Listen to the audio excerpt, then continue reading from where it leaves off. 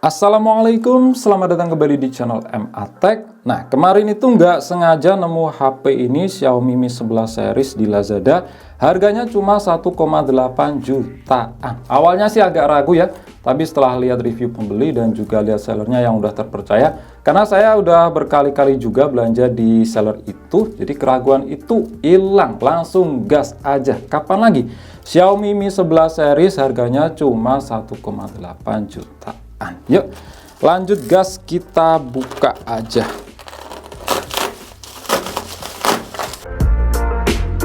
Oke, jadi ini adalah Xiaomi Mi 11 Lite. HP ini rilis di Indonesia itu tahun 2021, yang waktu itu harganya mulai 3,6 jutaan dengan versi storage terendah. Sekarang ini saya dapat cuma 1,8 jutaan. Dan ini resmi Indonesia ya, cuma nggak tahu garansinya ini masih berlaku apa enggak, nanti kita cek aja. Garansi resmi Xiaomi kami buatan Indonesia 11 Lite. Kemudian di bagian belakang di sini ada beberapa point selling ya, seperti layarnya itu udah 90 Hz, panelnya OLED, terus prosesornya pakai Qualcomm Snapdragon 732G.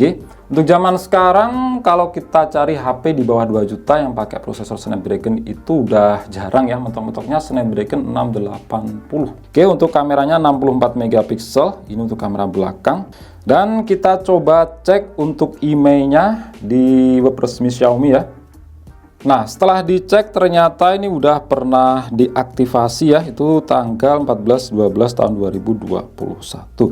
Jadi HP ini kondisinya itu repack, tapi nggak apa-apa daripada beli HP second. Yuk lanjut kita buka ya. Ini disegel ulang dan diplastikin ulang juga.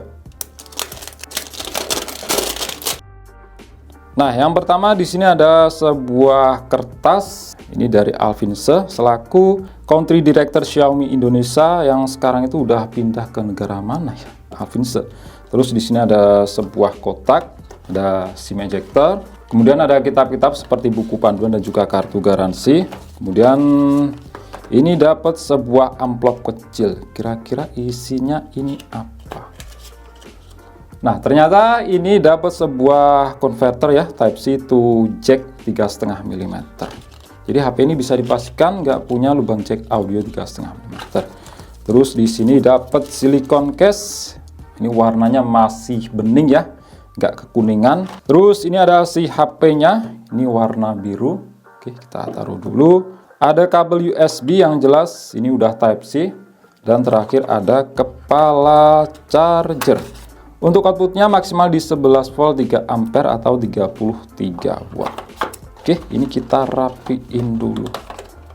Dan kita lihat di HP-nya. Sekarang sih HP yang keluaran bukan begitu lama, itu juga banyak yang kondisinya itu repack ya. Ini pernah diaktifkan itu Desember 2021, jadi garansinya habis itu Desember 2022 ya. Garansi setahun. Kalau sekarang Xiaomi itu ngasih garansi selama 15 bulan. Oke, HP-nya seperti ini dan jujur ini tuh desainnya slim banget ya, tipis banget dan juga ringan karena bobotnya itu cuma 157 gram. HP dengan desain seperti ini biasanya memang cocok ya dipakai buat cewek-cewek. Ini memang slim banget, tipis banget dan juga ringan. Untuk back covernya di sini berbahan dari kaca. Ini bukan dari plastik, ini asli dari kaca. Tapi untuk framenya di sini berbahan dari plastik. Oke, kita cek dari sisi per sisi. Di samping kanan ada tombol power yang merangkap juga sebagai sensor pendeteksi di jari. Di atasnya ada tombol pengatur volume. Di sisi atas seperti biasa ada infrared blaster. Terus ada secondary microphone. Di sisi kiri kosong aja. Di sisi bawah ada slot SIM. Coba kita lihat. Nah, di sini punya tipe dual SIM atau satu SIM plus micro SD. Jadi di sini punya tipe hybrid. Lanjut di sini ada lubang untuk mikrofon, port USB Type-C dan lubang untuk speaker. Di bagian belakang ada tulisan Xiaomi. Untuk stiker IMEI nanti aja lah ya kita lepas. Terus di sini ada 3 kamera dan juga LED flash. Nah, untuk desain kameranya ini tuh mirip banget dengan Xiaomi Mi 11 seri flagship di waktu itu. Dan di bagian depan ini dari bawaan sudah tertempel screen protector. Ada kamera depan yang letaknya itu di pojokan dan juga lubang untuk earpiece yang juga berfungsi sebagai speaker karena HP ini punya dual speaker stereo dan juga ada sensor-sensor. Yuk lanjut kita nyalakan. Moga aja ini daya baterainya itu masih sisa.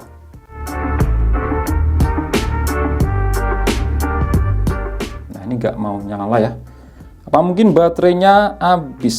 Tunggu saya untuk kembali ya. Ini saya akan coba cas dulu. Oke, balik lagi. Jadi memang bener ya, tadi itu baterainya habis. Nah, jujur sih, dari tadi pegangin HP ini tuh rasanya enak banget karena bodinya yang slim, tipis banget, ringan, build quality juga mantep.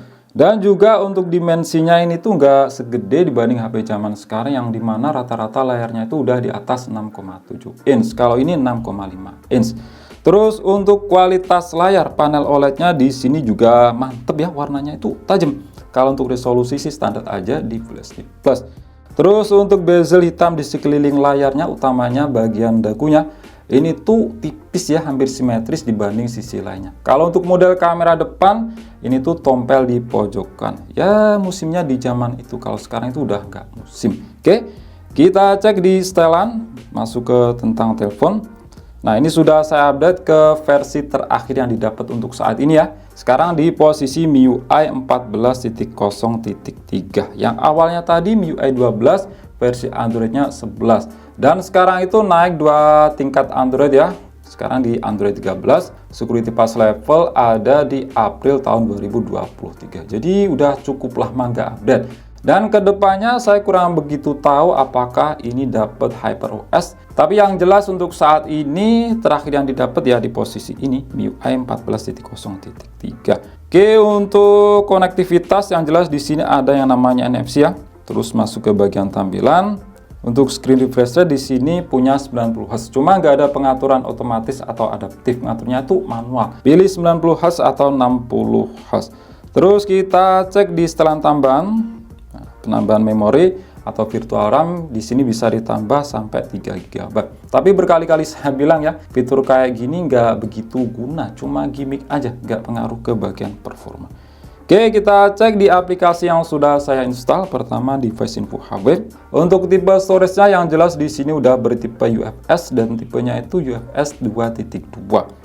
Kalau untuk SoC di sini pakai Qualcomm Snapdragon 732G, octa-core 2,3 GHz, fabrikasinya 8 nanometer dan GPU Adreno 618. Nah, kalau dibandingkan dengan prosesor zaman sekarang, Snapdragon 732G ini tuh kelasnya kurang lebih sekelas dengan MediaTek Helio G99. Cuma kalau ngomongin masalah performa ya, utamanya buat main game, kestabilan, suhu, manajemen daya itu lebih okean, lebih bagusan di MediaTek Helio G99. Cuma kalau untuk hasil kamera biasanya ya, itu yang pakai prosesor seri ini lebih bagus, ISP-nya itu lebih oke dibanding MediaTek Helio G99. Oke, masuk ke bagian layar. Di sini resolusinya 2400 x 1080 atau Full HD Plus, refresh rate 90 Hz. Dan di sini tuh udah support SDR10, SLG dan juga SDR10 Plus. Untuk penyimpanan RAM-nya 6 GB. Kalau zaman sekarang ya ini udah cukup banget ya. Tapi untuk storage yang 64 GB memang ngepas lebih ke kurang.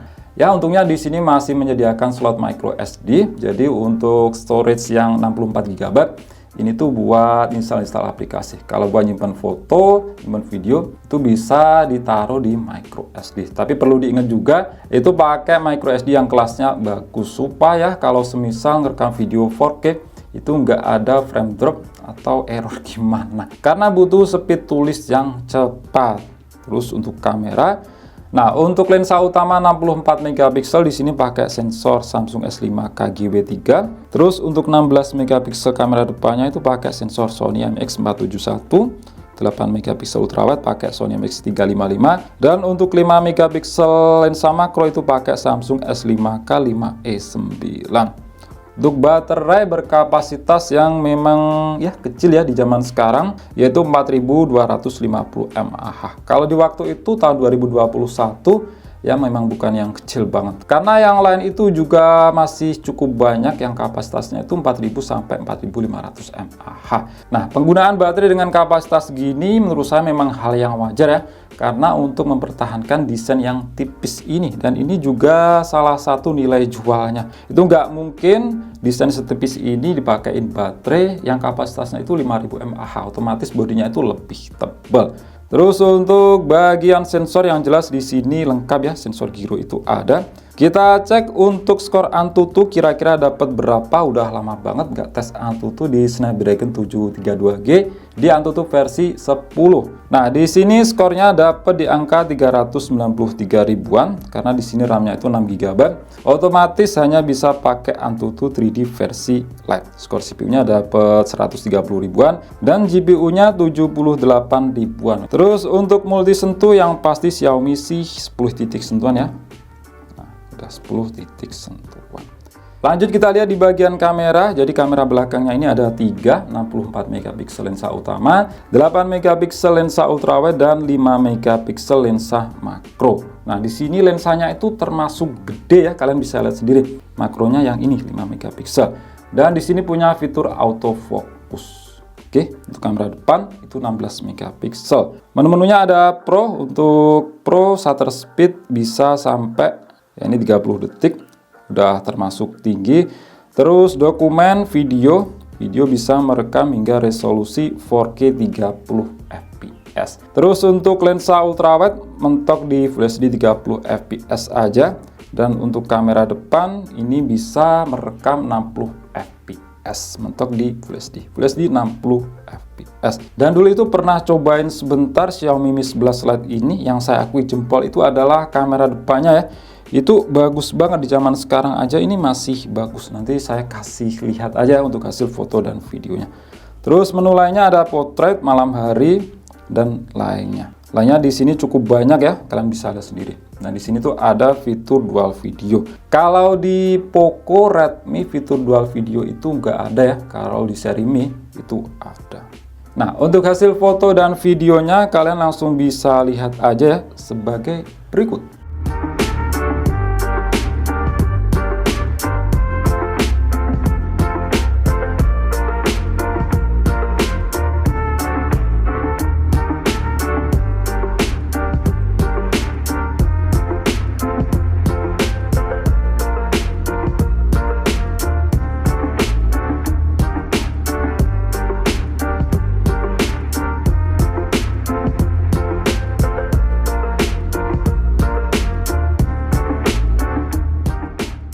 Oke, seperti ini untuk hasil perekaman video di resolusi 4K 30 fps Xiaomi Mi 11 Lite.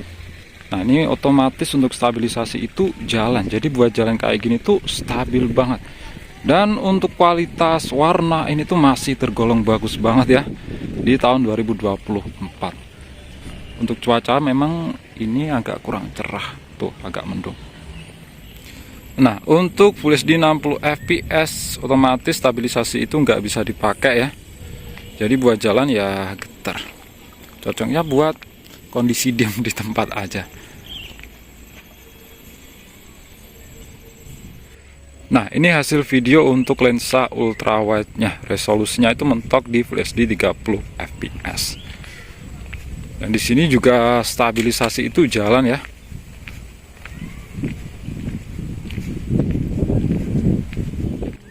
Sedangkan ini untuk hasil perekaman video dari kamera depannya ya. Resolusi Full HD di 30 fps. Stabilisasi otomatis itu aktif. Dan untuk kualitasnya jujur, di zaman sekarang ini tuh masih bagus banget. Detailnya itu dapat banget, warnanya juga akurat. Dan ini untuk resolusi Full HD di 60 fps-nya. Sayangnya di 60 fps ini tuh stabilisasi nggak jalan ya. Jadi cocoknya ya buat kondisi diam aja di tempat, nggak cocok misal kalau kita buat jalan karena ya getar. Kalau untuk kualitasnya masih tetap bagus banget. Lanjut kita coba tes ya untuk kualitas speakernya, yang di sini punya dual speaker stereo.